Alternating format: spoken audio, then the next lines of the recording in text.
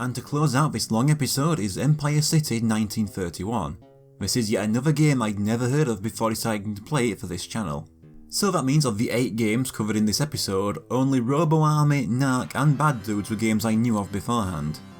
And like many of the arcade games I've looked at, this is the Arcade Archives re-release. The game stars an FBI agent in his quest to wipe out several mobsters after the death of his family in a gang shootout. The first level takes place on April 10th. I have to move the cursor around with the stick and shoot the gangsters.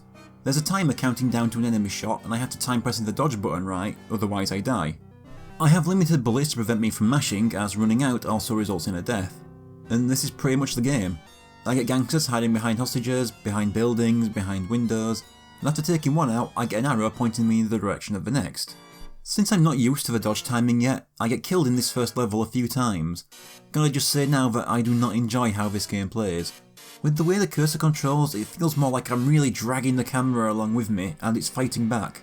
And sometimes the arrows aren't precise enough, leaving me confused as to where the next shots are coming from.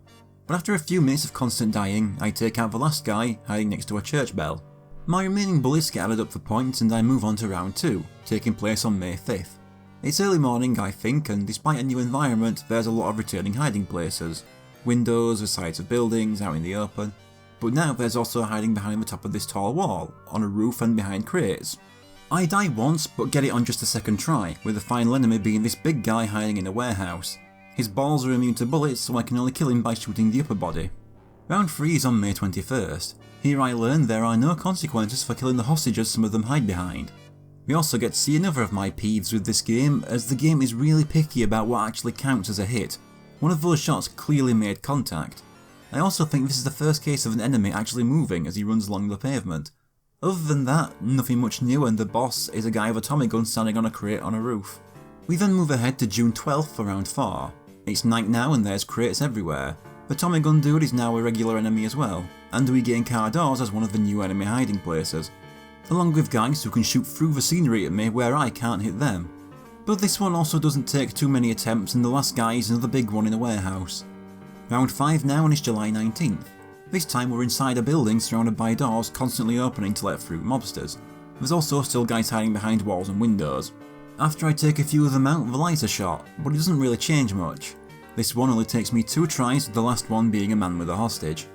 For round 6 it's August 4th, and in this one I die from the first guy in just a few seconds. That's about it, there's nothing really notable about the level itself. It doesn't look particularly unique and it doesn't really add anything new. Apart from sometimes people are hiding in manholes, but this one was a pain in the arse. There were many times I couldn't kill the guy I was after because he'd start his quick countdown right after shooting and my dodge moves my cursor, leaving me stuck in a cycle of constant dodging until I mess up. The last guy turns out to be another big one just standing out in front of his open door. Round 7 is August 18th and it's night again.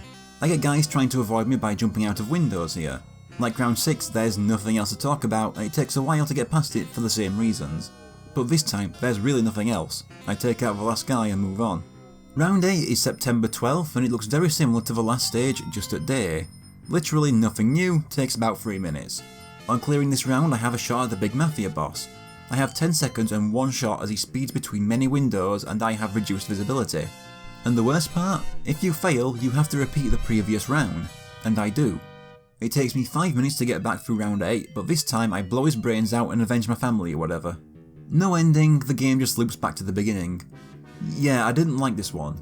This got good reviews back in 1986, and I absolutely get why. There wouldn't have been much like it with its good graphics for that year, mainly the large character sprites.